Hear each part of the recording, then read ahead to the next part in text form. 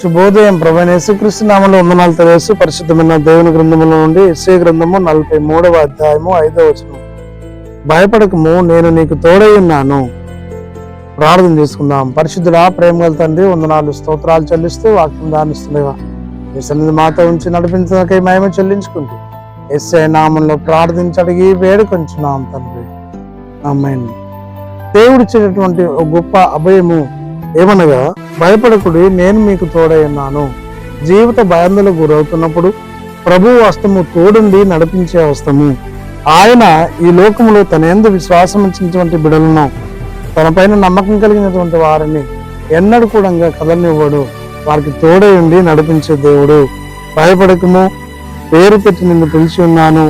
నీవు జనములలో పడి దాటినప్పుడు నేను నీకు తోడై ఉన్నాను. దేవుడు అనునిత్యము తోడుగా ఉండే దేవుడు, సదాకాలం తోడై ఉండే ప్రభువు.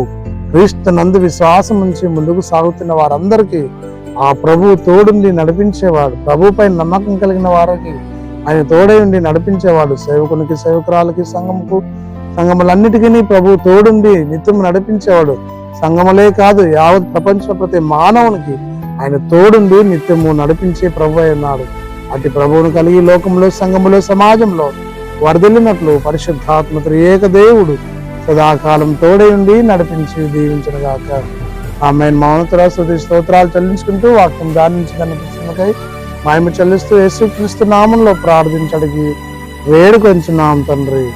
ఆమేన్. తండ్రి, కుమార పరిశుద్ధాత్మ త్రియేక దేవుడు సదాకాలం తోడై ఉండి దీవించి ఆశీర్వదించనుగాక. ఆమేన్.